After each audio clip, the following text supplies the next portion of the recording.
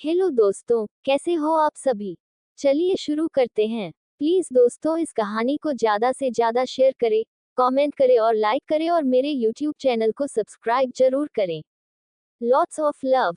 अब तक राजेंद्र वैष्णवी के यूं खींचने भर से बोलते बोलते चुप हो गया और वैष्णवी की ओर शक भरी निगाहों से देखने लगा। वेदांश का चेहरा गुस्से से लाल हो गया और वह बोला, आखिर वैष्णवी को ऐसी क्या बात करनी थी कि जो वह उस राजेंद्र को ऐसे घसीटते हुए लेकर गई। ऐसी क्या बात है जो मेरे सामने नहीं हो सकती थी। क्या इन दोनों के बीच कुछ चल रहा है क्या। वैष्णवी के कमरे में राजेंद्र गुस्से में वैष्णवी का हाथ छड़कते हुए बोला, ये लड़का वही है ना वेदांश, जिस पर वैष्णवी हाँ में सर हिला देती है। राजेंद्र गुस्से से वैष्णवी पर भड़कते हुए बोला, तुम क्या पागल वागल हो गई हो, या तुम्हारे दिमाग पर कहीं गहरी चोट लगी है। तुम्हें समझ भी आ रहा है तुम क्या करने जा रही हो। उद्धरण चिन्ह। जिस पर वैष्णवी गुस्से में राजेंद्र को जवाब देते हुए बोली, मैं ना ही कोई पागल हुई हूं और ना ही मेरे दिमाग में कोई चोट आई है। राजू, मुझे पता है कि मैं क्या कर रही हूँ। जिस पर राजेंद्र आग बबूला होते हुए बोला, तू सिर्फ एक लेटर की वजह से उससे शादी कर रही है, वो भी मालूम नहीं तुम्हारी माँ ने भेजा भी है या नहीं। किसी की साजिश भी तो हो सकती है। वैष्णवी गुस्से से अपने हाथों में हाथ बांधे हुए और दूसरी तरफ मुंह करते हुए बोली, मुझे नहीं मालूम कि ये लेटर मेरी माँ का कोई भेजा हुआ क्लू है या नहीं, पर मुझे उस बात की गहराई तक जाना है। जिस पर राजेंद्र वैष्णवी को गुस्से से दीवार पर लगाते हुए और उसके कंधे को जोर से पकड़ते हुए वैष्णवी की आंखों में गुस्से से देखते हुए बोला, तुम्हें ये भी मालूम है कि तुम्हारी माँ जिंदा भी है या नहीं। उनकी मौत सालों पहले हो चुकी थी। ये तो पक्का है कि ये जिस किसने भी भेजा है वह तुम्हें मूर्ख बना रहा है। वैष्णवी गुस्से से राजेंद्र के हाथ कंधे से हटाते हुए बोली, अगर बना भी रहा है तो तुम्हें क्या राजू, तुम सिर्फ दोस्त हो, अब तुम्हें मेरी चिंता करने की कोई भी जरूरत नहीं है। राजेंद्र गुस्से से दीवार पर जोर से पंच मारते हुए बोला, क्या उस और लड़के की वजह से अब मेरी कोई भी अहमियत नहीं है तुम्हारी जिंदगी में। मैंने तुम्हें बोला था ना, मैं पता करूंगा उस लेटर के पीछे का राज, लेकिन उसके लिए तुम्हें थोड़ा इंतजार करना पड़ेगा। वैष्णवी को राजेंद्र का दीवार पर मुक्का मारने से कोई भी फर्क नहीं पड़ा। वह राजेंद्र की आंखों में आंखें डालकर देखते हुए बोली, राजू, तुम मेरे हमेशा ही अच्छे दोस्त रहोगे, लेकिन अब मेरी जिंदगी में कोई आ गया है, वो मेरे लिए उतना ही जरूरी है जितना तुम। रही बात इंतजार करने की, तो राजू कब तक इंतजार करूं, तुम ही बताओ कब तक। आखिर पिछले 1 सालों से इंतजार करने के अलावा किया भी क्या है मैंने। लेकिन अब नहीं, अब मैं खुद इस बात की सच्चाई तक जाऊंगी, उसके लिए भले ही मुझे कुछ करना पड़ा। जिस पर राजेंद्र प्यार से वैष्णवी की आंखों में आंखें डालकर धीमी आवाज में बोला, बनी बस मुझे थोड़ा समय और दे दो, मैं जल्द ही सच्चाई तक पहुंच जाऊंगा। नीचे लिविंग एरिया में बैठा हुआ वेदांश की जलन, गुस्सा समय के साथ बढ़ता ही जा रहा था। गुस्से और जलन से उसके चेहरे का रंग काला हो गया। गुस्से से उसने अपने हाथ की मुट्ठी बना ली थी। राजस्थान में एक बड़े से कमरे में जो किसी शाही अंदाज में सजा हुआ था, मिरर के सामने बैठी एक औरत तैयार हो रही थी। उसके पीछे 2 आदमी अपना सर झुकाए खड़े थे। वह औरत बिना उन आदमियों की तरफ देखे रूड आवाज में बोली, काय खबर है। जिस पर वह आदमी सर झुकाए जवाब देते हुए बोला, हुक्मरानी सा, खबर तो घनी चोखी मिली है, खबर तो बहुत अच्छी है। जिस पर वह औरत अपने गले में 9 लखे का हार पहनते हुए बोली, एड़ी कई खबर है, जरा मैं भी सुनूं। ऐसी क्या खबर है, मैं भी तो सुनो। जिस पर वह आदमी खुश होते हुए बोला, वैष्णवी बायसारी ब्याहते हुगियों, वैष्णवी की शादी तय हो गई। खुशी री बात तो आ है कि लड़को बड़ो चोखो अच्छा है और फूत्रो सुंदर भी घनो ज्यादा है। वैष्णवी की सगाई की बात सुनकर वह औरत बहुत ही ज्यादा खुश हो गई और उन दोनों को अपनी पहनी हुई सोने की चेन उतार कर दी। क्या वैष्णवी राजेंद्र की बात मान लेगी। आखिर कौन है ये औरत, इसका वैष्णवी से क्या संबंध है। जानने के लिए बने रहे हमारे साथ इस कहानी में, और कहानी पसंद आए तो जरूर लाइक करें और कमेंट भी। प्लीज दोस्तों इस कहानी को ज्यादा से ज्यादा शेयर करें, कमेंट करें और लाइक करें। Lots of love. अब तक। जिस पर राजेंद्र प्यार से वैष्णवी की आंखों में आंखें डालकर धीमी आवाज में बोला, बनी बस मुझे थोड़ा समय और दे दो, मैं जल्द ही सच्चाई तक पहुंच जाऊंगा। उद्धरण चिन्ह। नीचे लिविंग एरिया में बैठा हुआ वेदांश की जलन, गुस्सा समय के साथ बढ़ता ही जा रहा था। गुस्से और जलन से उसके चेहरे का रंग काला हो गया। गुस्से से उसने अपने हाथ की मुट्ठी बना ली थी, जिस पर वैष्णवी राजेंद्र पर तंज कसते हुए गुस्से से बोली, पर राजू और कितना समय दूं? तुम्हारे कहने पर ही मैंने 1 साल तक कुछ नहीं किया और यहाँ तक मैंने वेदांश कौन है इसका भी पता नहीं लगाया। मैं तुम पर इतना विश्वास करके रुकी रही, लेकिन तुम्हें अभी तक उस लेटर के पीछे का राज तक मालूम नहीं हुआ, ना ही कोई सुराग हाथ आया। जिस पर राजेंद्र वैष्णवी का हाथ अपने हाथों में लिए उसकी आंखों में आंखें मिलाकर दर्द भरी आवाज से बोला, बनी प्लीज मुझे थोड़ा सा समय और दे दो, मैं सुराग जरूर लाऊंगा, लेकिन प्लीज तुम उस लड़के से शादी मत करो। अपने राजू पर थोड़ा विश्वास तो करके देखो।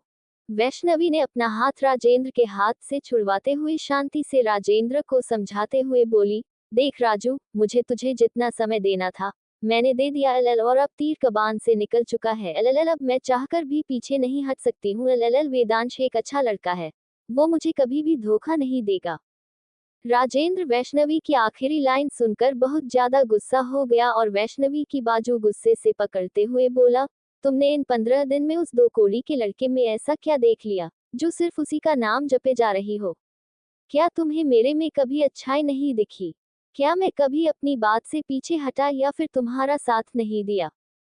जिस पर वैष्णवी जवाब देते हुए बिना भाव के बोली, देखो राजू, मुझे मालूम है कि तुमने हर परिस्थिति में मेरा पूरा साथ दिया है, लेकिन अब मेरी जिंदगी का एक ही मकसद है, उस लेटर के पीछे का राज जानना। जिसके लिए मुझे किसी भी हद तक जाना पड़े मुझे कोई भी दिक्कत नहीं है, और हाँ, अगर तुमने मेरे रास्ते के बीच आने की कोशिश की या मेरा रिश्ता तुड़वाने की कोशिश की तो मुझसे बुरा कोई भी नहीं है। राजेंद्र के पास अब कुछ कहने को ही नहीं था। उसे मालूम था कि वैष्णवी ने अगर कुछ ठान लिया तो वह करके ही रहती है। इतना बोलकर वैष्णवी वहां से जाने लगती है और कमरे से निकलने से पहले दरवाजे पर रुक गई और बिना पीछे मुड़े हुए बोली, राजू, मुझे पता है कि अब तू वेदांश को नीचे दिखाने के लिए कुछ ना कुछ करेगा, लेकिन मैं तुझे पहले ही बता देती हूँ कि अगर तुमने वेदांश के साथ कुछ भी करने की कोशिश की तो उससे पहले तुझे मेरा सामना करना होगा। इतना बोलकर वैष्णवी वहां से निकल गई, लेकिन पीछे खड़ा राजेंद्र का चेहरा गुस्से से लाल हो गया और उसने फिर से डाय पर जोर से मुक्का मारा और इस बार उसके हाथों से खून भी निकलने लगा, लेकिन उसे तो जैसे इसे कोई भी फर्क नहीं पड़ा। वह गुस्से से जाती हुई वैष्णवी के तरफ देखता रहा और उसके जाने के बाद बोला, बानी, मैं तुझे तेरी जिंदगी खराब करने नहीं दूंगा। मैं हमेशा ही तेरी जिद के आगे झुक जाया करता था, लेकिन इस बार नहीं। इस बार मैं तुम्हें अपनी मनमानी नहीं करने दूंगा। रही बात वेदांश तुम्हारी, तो मैं तुम्हें तो देख लूंगा। तुम मेरे सामने किसी चींटी जितने भी नहीं हो। जो चीज मेरी है मैं उसे किसी को भी लेने नहीं दूंगा। जस्ट वेट एंड वॉच, आगे मैं क्या क्या करता हूँ। वेदांश गुस्से से इधर से उधर चक्कर लगाने लगा और खुद से बड़बड़ाते हुए बोला, ये अभी तक क्यों नहीं आई? इतनी कितनी बातें करनी है दोनों को आखिर? इतनी क्या पर्सनल बातें हैं? मैं जाकर देखूं क्या? अरे नहीं नहीं, अगर मैं गया तो वैष्णवी को लगेगा कि मैं उस राजेंद्र से जेलस हो रहा हूँ। तभी उसने देखा कि लिफ्ट का दरवाजा खुला और वैष्णवी बाहर निकली। वह जल्दी से सोफे पर जाकर बैठ गया और ऐसे प्रिटेंड करने लगा जैसे उसे बिल्कुल भी फर्क नहीं पड़ रहा और ना ही जेलसी हो रही है। लेकिन उससे पहले मेरे YouTube चैनल को सब्सक्राइब जरूर करें। राजेंद्र गुस्से से जाती हुई वैष्णवी की तरफ देखता रहा और उसके जाने के बाद बोला, बानी, मैं तुझे तेरी जिंदगी खराब करने नहीं दूंगा। मैं हमेशा ही तेरी जिद के आगे झुक जाया करता था, लेकिन इस बार नहीं। इस बार मैं तुम्हें अपनी मनमानी नहीं करने दूंगा। रही बात वेदांश तुम्हारी, तो मैं तुम्हें तो देख लूंगा। तुम मेरे सामने किसी चींटी जितने भी नहीं हो। जो चीज मेरी है मैं उसे किसी को भी लेने नहीं दूंगा। जस्ट वेट एंड वॉच, आगे मैं क्या क्या करता हूँ। वेदांश गुस्से से इधर से उधर चक्कर लगाने लगा और खुद से बड़बड़ाते हुए बोला, ये अभी तक क्यों नहीं आई? इतनी कितनी बातें करनी है दोनों को आखिर? इतनी क्या पर्सनल बातें हैं? मैं जाकर देखूं क्या? अरे नहीं नहीं, अगर मैं गया तो वैष्णवी को लगेगा कि मैं उस राजेंद्र से जेलस हो रहा हूँ। तभी लिफ्ट के खुलने की आवाज आई और जब उसने लिफ्ट की ओर देखा तो वहां से वैष्णवी अपना फोन चलाते हुए निकली। वेदांश जल्दी से सोफे पर जाकर बैठ गया और अपना फोन निकाल कर उसे चलाने लगा। मानो वो वैष्णवी को दिखाना चाहता हो कि उसे वैष्णवी और राजेंद्र के यूं अकेले में जाकर बात करने या नहीं करने से कोई फर्क नहीं पड़ता हो। वैष्णवी वेदांश के पास पहुंची और अपना फोन पॉकेट में रखकर मुस्कुराते हुए बोली, क्या कर रहे हो वेदु? उद्धरण चिन्ह। लेकिन वेदांश ने वैष्णवी की बात को अनदेखा कर अपना ध्यान सिर्फ फोन में ही रखा, इवन सर ऊपर उठाकर तक नहीं देखा। वैष्णवी को ये थोड़ा अजीब लगा, लेकिन वह फिर से वेदांश से बात करने की कोशिश करते हुए बोली, वेदु क्या हुआ? तुम मेरी बातों का जवाब क्यों नहीं दे रहे? लेकिन फिर से वेदांश ने वैष्णवी की बातों को अनदेखा कर दिया। ये देखकर अब वैष्णवी को गुस्सा आने लगा था। वह गुस्से से आगे बढ़ी और वेदांश के हाथों से उसका फोन छीन लिया। वेदांश, जो कि गुस्से में बैठा हुआ था, वह वैष्णवी को ऐसा करते देख और ज्यादा गुस्सा हो गया और गुस्से से बोला, वैष्णवी मुझे मेरा फोन दे दो वरना अच्छा नहीं होगा। वैसे भी तुम अपने उस राजू काजू के पास जाओ और अकेले में बातें करो। आखिर मैं होता कौन हूँ? मैं कहाँ एग्जिस्ट करता हूँ तुम्हारी जिंदगी में? इतना बोलकर वेदांश चुप हो गया। वैष्णवी वेदांश की बातें सुनकर हैरान रह गई और उसे थोड़ा थोड़ा समझ भी आ रहा था कि वेदांश को राजेंद्र से जेलसी हो रही है। वैष्णवी हंसते हुए बोली, तो मेरे प्यारे से वेदु को राजेंद्र से जलन हो रही है? उद्धरण चिन्ह। जिस पर वेदांश अपनी जगह पर खड़ा हुआ और मुंह बनाते हुए बोला, मुझे भला उस काजू से क्यों जलन होगी? तुम मुझे फोन दो मेरा। इतना बोलकर वेदांश वैष्णवी से अपना फोन लेने के लिए आगे बढ़ा, लेकिन वैष्णवी उसे दूर हो गई और हंसते हुए बोली, वेदु अगर फोन चाहिए तो पकड़ के बताओ, फिर फोन मिलेगा। उद्धरण चिन्ह। इतना बोलकर वैष्णवी भागने लगी और वेदांश उसके पीछे भागते हुए गुस्से से बोला, जंगली बिल्ली, सीधे सीधे मेरा फोन दे दो। अगर तुम आज मेरे हाथ में आई तो फिर देख लेना बहुत बुरा होगा। उद्धरण चिन्ह। जिस पर वैष्णवी भागते हुए वेदांश की ओर मुड़ी और उसे जीभ दिखाते हुए बोली, बुरा तो तब होगा ना जब मैं पकड़ी जाऊंगी, और आज तक मुझे कोई भी पकड़ नहीं पाया है। उद्धरण चिन्ह। जिस पर वेदांश जवाब देते हुए बोला, वो इसलिए क्योंकि आज तक तुम्हें मेरे जैसा शातिर खिलाड़ी नहीं मिला ना। वैष्णवी ये सुनकर वेदांश को चिढ़ाते हुए अलग अलग पप्पी फेस बना रही थी। दोनों ही यूं ही लिविंग रूम में एक दूसरे को चिढ़ाते हुए और मुस्कुराते हुए भाग रहे थे। वेदांश वैष्णवी के पीछे भागते हुए बोला, रुक जा जंगली बिल्ली, आज तो मैं तुम्हें पकड़ कर रहूंगा। उद्धरण चिन्ह। वैष्णवी हंसते हुए बोली, वैष्णवी खन्ना को पकड़ना मुश्किल ही नहीं नामुमकिन है। दोनों यूं ही अपनी मस्ती में मस्त थे, लेकिन दूर खड़ा शख्स उन्हें गुस्से से देखे जा रहा था और गुस्से से उसने अपने दोनों हाथों की मुट्ठियां बंद कर ली थी। ये और कोई नहीं राजेंद्र था, जो वैष्णवी और वेदांश को साथ में यूं हंसते मुस्कुराते देख उसे बिल्कुल भी अच्छा नहीं लग रहा था। वह गुस्से से जिम एरिया की ओर बढ़ गया, क्योंकि अगर वह वहां रुकता तो ये तो पक्का था कि वह वैष्णवी के सामने ही वेदांश की धुलाई कर देता, लेकिन वह वैष्णवी के सामने फिलहाल ऐसा कुछ नहीं कर सकता था, क्योंकि वैष्णवी अभी थोड़ी देर पहले ही उसे धमकी देकर गई थी। अब वह अगर कुछ करता तो दोनों के बीच की दोस्ती भी शायद खत्म हो जाती।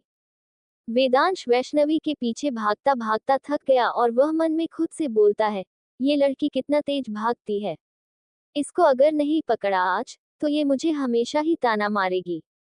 उद्धरण चिन्ह। तभी उसके दिमाग में एक आइडिया आया, जिसे उसके चेहरे पर एक हल्की सी मुस्कुराहट खिल उठी, लेकिन तुरंत ही गायब हो गई।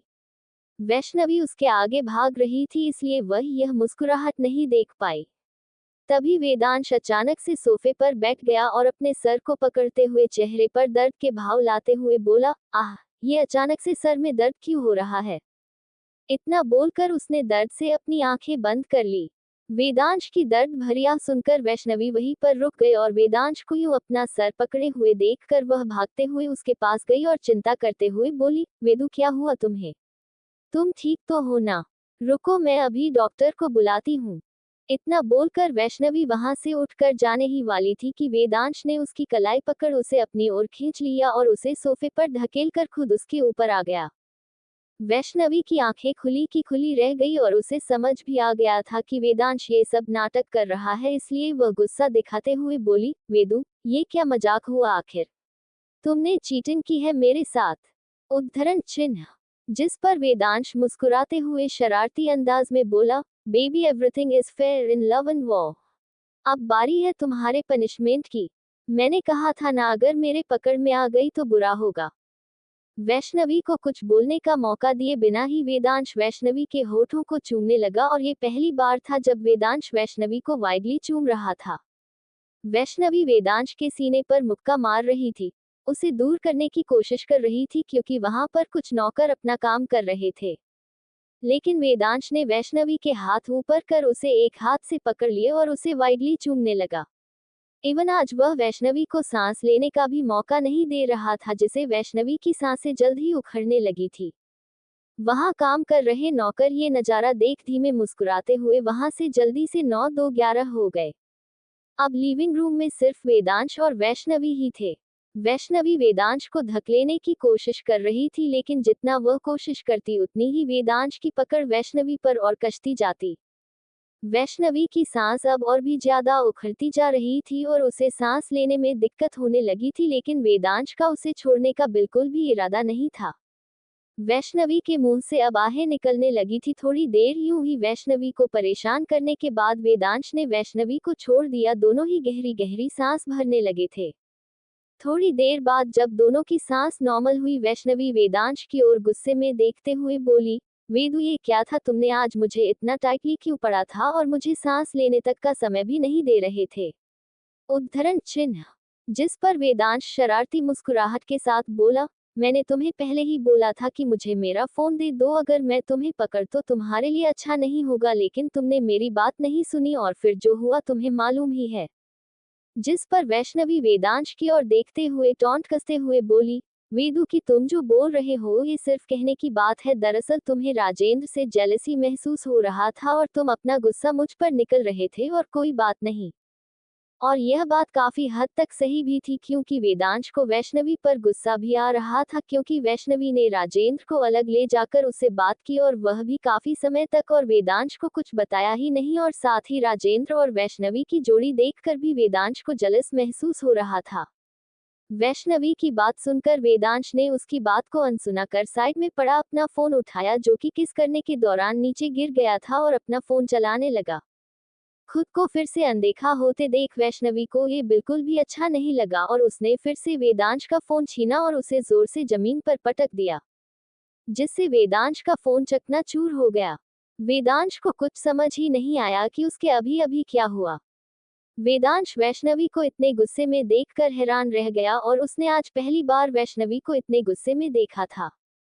वैष्णवी गुस्से से वेदांश की ओर देखते हुए बोली, जब मैं तुमसे बात कर रही हूँ तब तुम मेरी बातों का जवाब क्यों नहीं दे रहे हो?